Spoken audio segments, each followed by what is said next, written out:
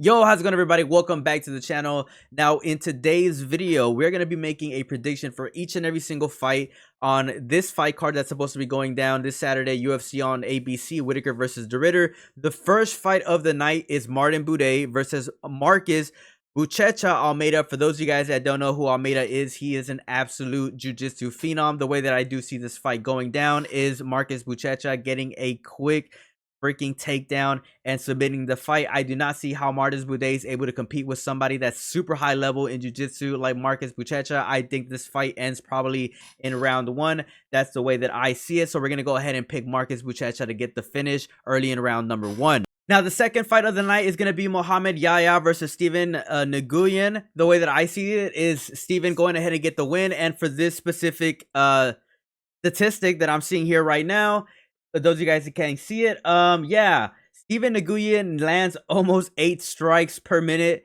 and Muhammad Yahya lands almost not even 3. He's pretty much averaging almost 2 shots per minute. Although I do see Muhammad Yahya posing maybe a stronger threat here. He has shown multiple times that he does tend to struggle against more athletic opponents, and Steven Nguyen is a long, lanky guy. I think that Muhammad Yahya might pose a little bit more of a threat since he's going to be in home turf with the fight taking place on that side of the world. I still think that Steven Nguyen might take the win based on just output alone, and that's who I'm picking to win this fight, Steven Nguyen. The next fight of the night is going to be Ivo Aslan versus Billy Elikana. The way that I see this fight going down personally is Ivo Aslan getting an early knockout against Billy Elikana. Billy Elikana, man, in my honest opinion, is a guy that struggles with defense, especially in the striking, and that's where Ivo Aslan is his bread and butter. That's his bread and butter, in my honest opinion. Ivo Aslan is going to do some crazy things in the UFC.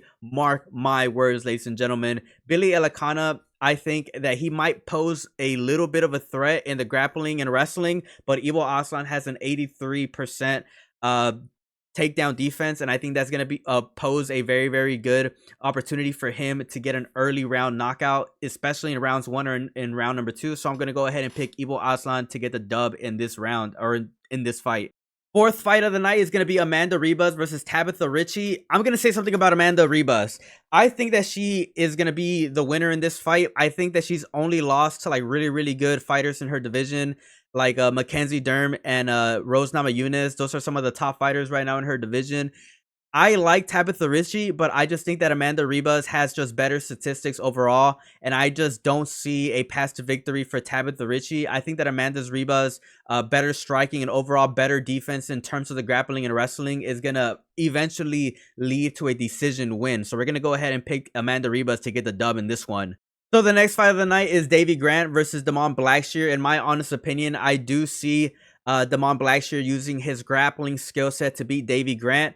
Blackshear is riding a 3-fight winning streak, looking very, very tough and very, very strong in his 3-fight winning streak. Also winning very, very dominantly as well. Davy Grant is a veteran of the sport. I think that Blackshear probably is gonna, get this win via submission, if not go into a decision. I think that he is just going to overwhelm Davy Grant, who in my opinion has had a lot of struggle in his past, losing to grapplers and just getting submitted 3 out of his last 7 losses. I think that Blackshear is obviously going to try to expose the fact that Davy Grant, while being a veteran of the sport of MMA, just has holes in his games where he's not able to defend himself properly whenever it comes to his grappling and wrestling skill set. So I do see Damon Blackshear going ahead and getting the dub via submission or via decision in this matchup. So we're going to go ahead and pick Blackshear for this fight. So the next fight of the night is Muslim Salikov versus Carlos Leal. Now, we did see Carlos Leal get a good finish against Alex Morono,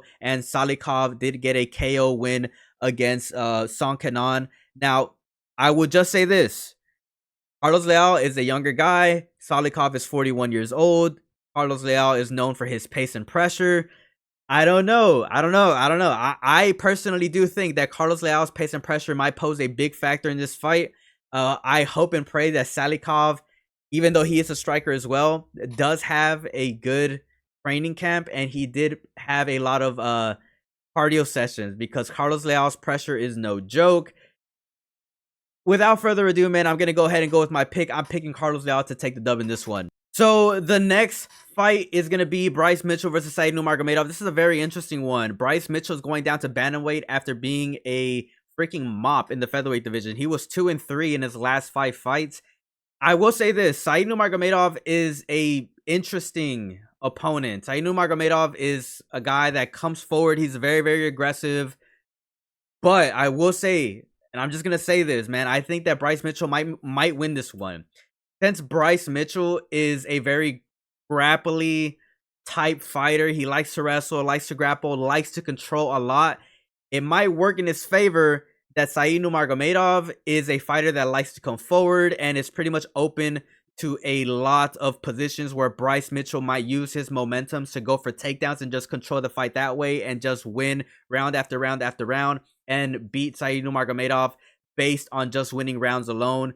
Nurmagomedov, a guy that's not even related to freaking Islam or Khabib, doesn't even have a fighting style, in my honest opinion, that could pretty much pose a ginormous threat to Bryce Mitchell, other than the fact that he just comes forwards a lot and he likes to be a very pressure type fighter. He is good overall, but I just think that Bryce Mitchell's grappling is a little bit better. You know, he is coming down to bantamweight. He does have a lot of experience in the featherweight division fighting against bigger opponents, so I don't think that Nurmagomedov is going to be like an intimidating factor for him. I think that Bryce Mitchell does win this matchup just based on winning rounds alone, just based on the grappling. So I'm going to go ahead and pick Bryce Mitchell to get the job done. I know it sounds crazy. A lot of people are saying that Nurmagomedov probably beats Bryce Mitchell, but I'm just going out here and I'm risking it. I'm going to go ahead and pick Bryce Mitchell to take the dub in this one. Now, the first fight of the main card is a very, very tough fight for anyone to predict.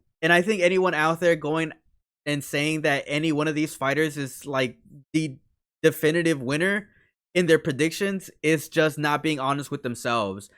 I think that Nikita Krivlov might have the better fight IQ based on his track record and who he's fought, but Guskov has really, really solid knockout power if he's able to find positions to land. This one's a toss-up for me. Based on resume and based on the performances and just based on the guys that I've seen Nikita fight before, I am leaning towards him. But I will not be surprised if Guskov goes out and gets the dub in this one. I will say, though, I'm going to go ahead and go with the safer pick, and I'm going to go ahead and pick Nikita to win this fight just based on the fact that I personally do think that he has a higher fight IQ. Excuse me. So the next fight of the night, we are going to see somebody get mauled. We are going to see somebody get absolutely fed to the wolves, and that is going to be Jose Ochoa. Jose Ochoa is absolutely going to get slaughtered in this fight by Asu Amabayev. Amabayev, in my opinion, is a grappling freaking machine. Of course, yeah, he's coming off a loss. A TKO loss to Manel Kape. In my honest opinion, the last 4 fights that he had prior were pretty good wins. And Amabayev, in my honest opinion, is just a grappling machine.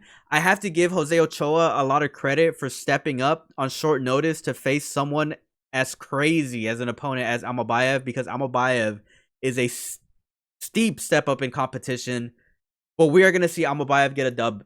It's going to be easy for him. It's going to be an easy victory for Asu Amabayev. If for some reason Jose Ochoa wins this freaking fight, it's going to be by miracle. But I just don't see that. I see Asu Amabayev grappling and grappling and grappling, and that's how he's going to get the win.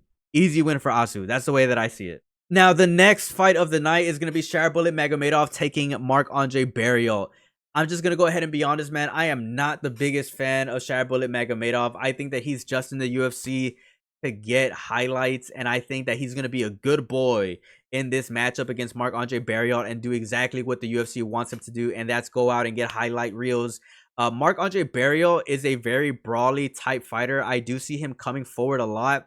The only way to beat someone like Shara Magomedov is to pretty much beat him to the punch and make him miss, and that's just something I don't see Marc-Andre Barriault do. I don't see him having the same capabilities as someone like Michael Venom Page in the level of success that Michael Venom Page was having against Shara Magomedov. I don't see Marc-Andre Barriault doing that at all. The only way to beat someone like Shara Magomedov, like I said, is to have better striking and to make a miss, or to expose the fact that he has some grappling and wrestling deficiencies in his game. Marc-Andre Barriault averages less than 1 takedown per 15 minutes. I just don't see how his skill set is going to be able to beat someone like Shara Magomedov. I think that Shara Magomedov, like I said, is going to be a good boy in this matchup. Go out and get those highlight reels for the UFC. And I'm going to go ahead and pick Shara to get the dub. Now, the co-main event is going to be Petr Yan versus Marcus McGhee. A very interesting matchup. Don't know how the hell the UFC managed to get this fight done. But Petr Yan is fighting a number 13th ranked fighter in his division. Like I said, don't know how the hell that happened. But I think that Marcus McGhee is stepping into this fight being the significant underdog. I mean, Petr Yan is a guy that has championship level experience, high IQ, both in the wrestling and both in the striking. Marcus McGhee has very, very good accuracy, but against someone like Petr Yan, who is used to being in this high stakes matchups, I mean, he just beat Song Yadong and he beat Davison Figueiredo. Both of those guys are very, very, very tough matchups, and Petr Yan was able to get it done. I just don't see how Marcus McGhee poses a threat, a significant threat to someone like Petr Yan. I think that Petr Yan, in my opinion, you know, the UFC is just trying to set him up with wins so that he's a clear contender to face off against somebody in the bantamweight division. I honestly do think that if Petr Yan does get this win, he's going to try to create an argument as to why he's next to fight for the title in the bantamweight division, without a doubt. If Marcus McGhee, for whatever reason, gets the dub, which I honestly don't see it, he's going to be moving up a lot of spots in the bantamweight division, and he's obviously going to try to make an argument for himself as to why he deserves to fight for the title next as well, beating someone like Petr Yan. But like I said, I really don't see that happening. Petr Yan, in my honest opinion, is going to do whatever he wants in this fight, both in the striking, both in the grappling, and in the freaking wrestling. I just really do think and expect Petr Yan to get this fight done and get this win done pretty freaking easily. I like Marcus McGhee. I like the fact that he has very, very good accuracy. He has a lot of power behind his hands. But I just think that his lack of experience, especially fighting these high-level fighters, could be exposed this weekend. So we're going to go ahead and pick Petr Yan to take the dub and get the win pretty freaking easily against Marcus McGhee. Now we have the main event, ladies and gentlemen. That's Robert Whittaker taking on Reinier de Ridder. Let's go ahead and talk about Robert Whittaker. Former champion, very good footwork, good striking, good striking defense, good takedown defense. Gonna be taking on Reinier de Ridder. Above average striking, maybe average striking, below average striking defense. Very, very good. Very, very good submission rate. 70%. That is scary. The last time we saw Robert Whittaker take a loss was against Khamzat Chimaev, and that was via decision. Obviously, there's going to be a lot of people that are going to think that Reinier de Ridder's path to victory is taking down Robert Whittaker, and I would agree. I will 100% agree. But Robert Whittaker, in my opinion, in this fight, is not going to take any dumb chances. He is going to fight smart, and I expect Robert Whittaker to fight smart. I 100% expect Robert Whittaker to not position himself in a way that gives Reinier de Ridder an obvious advantage, especially in preparing Reinier de Ridder to pretty much set himself up for offensive schemes to get his grappling and wrestling momentum going. I think that Robert Whittaker has to have good footwork, has to have smart decision making. He needs this fight to stay standing up for as long as possible, because if Reinier de Ridder is able to get a takedown and get some grappling going, it is going to be a very, very long night for Robert Whittaker. I'm going to go ahead and put my faith on Robert Whittaker in this matchup. I think that Robert Whittaker wins this one via unanimous decision, and that's based on everything that I just mentioned. His good footwork, his experience against high-level fighters, obviously, you know, and the fact that he has good striking defense, good footwork, good takedown defense. If he's able to keep this fight standing up, he is going to piece up Reinier de Ridder.